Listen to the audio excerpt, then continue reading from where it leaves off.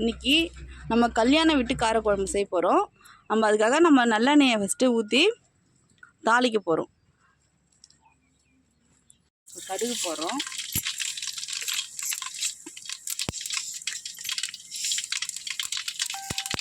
அதை கொஞ்சம் வெந்தயம் சேர்த்துக்கணும். நல்லா பொரிஞ்சு வரும்போது கருவேப்பிலை சேர்த்துட்டு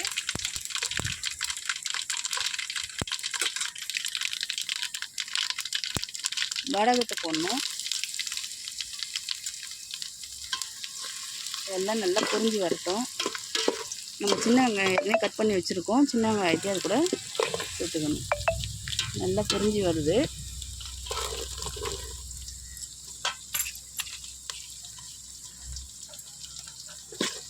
நல்லா சின்ன வெங்காயத்தையும் கட் பண்ணி வச்சு சேர்த்துருக்கோம்.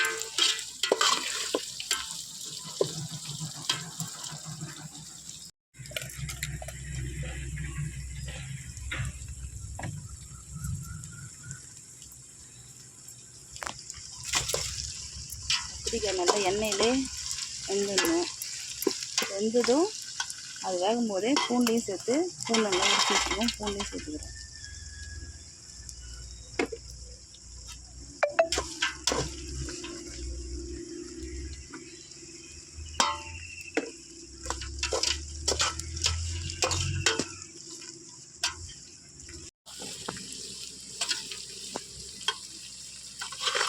கத்திரிக்காய் நல்லா வந்துடுச்சு.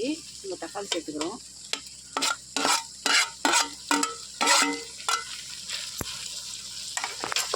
நம்ம அடுப்புலேயே செய்யவே நல்ல கலராகவும் ஆயிடுச்சு, நல்லா வெந்தும் வந்துடுச்சு.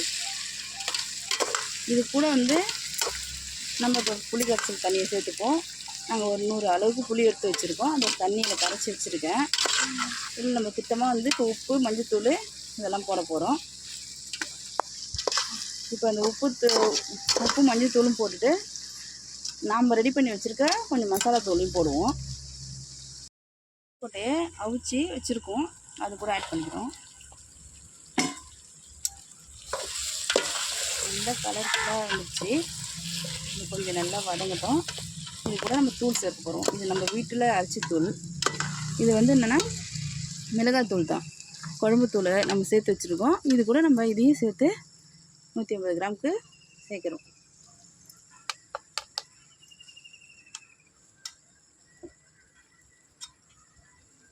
கட்டி சேர்த்து வச்சுருக்கோம்.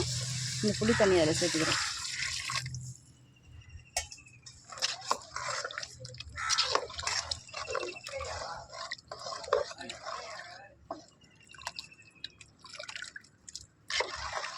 கசகசா இது எல்லாமே நம்ம தேங்காய் போடணும். தேங்காய் வேணும்னா தேங்காய் சேர்த்துக்கலாம். நம்ம கசகசா ஊற வச்சு அது கூட ஒரு முந்திரி அதெல்லாம் ரெடி பண்ணி இதை அரைச்சி வச்சுருக்கோம்.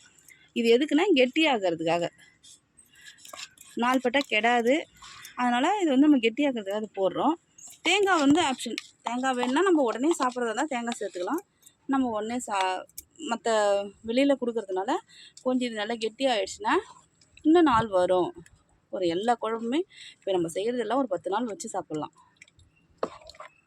நம்ம இதில் எந்த கெமிக்கல் எதுவும் சேர்க்க மாட்டோன்றதுனால நம்ம இது 10 நாள் நம்ம வீட்டில் வெளியில் வச்சு சாப்பிட்டா கூட 10 நாள் வச்சு சாப்பிட்லாம். தூள் நம்ம அடிஷ்னலாக சேர்க்குறோம். இது என்னன்னா இது மல்லி, வெந்தயம், கடுகு இதெல்லாம் சேர்த்து இதை தனியாக நம்ம இந்த டேஸ்ட்டு தூக்கி கொடுக்குறதுக்காக இதை நம்ம போடுறது. இதை ஃபுல்லாக இப்போ லாஸ்ட் டைமில் தான் அதை போடணும். இது நல்லா நம்ம போட்டு மிக்ஸ் பண்ணிவிட்டு 2 கொதி வந்ததுக்கப்புறமா அதை போட்டு அந்த வாசனை அந்த மல்லி எடுத்து கொடுக்கும். ஃபஸ்ட்டு நம்ம போட்டது குழம்பு தூளில். இப்போ இந்த தூள் அடிஷ்னலாக நம்ம சேர்க்குறோம். இது நாங்கள் நல்லா இப்போ கொதிச்சு வந்துடுச்சு. இந்த தூள் அந்த சேர்த்ததுனால அந்த வாசனையை இன்னும் ஹெவியாக எடுத்து கொடுக்கும். இப்போ கல் உப்பு சேர்த்துக்கிறோம். தேவையான அளவுக்கு நம்ம கல் உப்பு சேர்த்துட்டு ஃபஸ்ட்டு நம்ம வெங்காயம் தாளிக்கும் போது வதக்கும் போதே கொஞ்சம் நம்ம கல் உப்பு சேர்த்துட்டோம். மீதி இப்போ உப்பு சேர்த்துருக்கோம். இன்னும் நம்ம நல்லா இது கொதித்து வரட்டும். இது கொதித்து வந்ததும் மணத்தக்காளி சுண்டக்காய் வத்தலையும் பொரித்து வச்சுருக்கோம். அந்த பொரித்து வச்சதை லாஸ்ட்டாக சேர்த்துக்கணும். நம்ம இப்போ சுண்டக்காய் வத்தலையும் மணத்தக்காளி வத்தலையும் சேர்த்துக்க பிறகு இப்போ எல்லாம் எண்ணெய் பிரிஞ்சு நல்லா சுண்டி வருது. இதோட நம்ம ஆஃப் பண்ணிடலாம். நல்லெண்ணெயை ஊற்றி நிப்பாட்டிடணும். தேங்க்யூ. உங்களுக்கு வேணுன்னா எங்கள்கிட்ட கான்டாக்ட் பண்ணுங்கள்.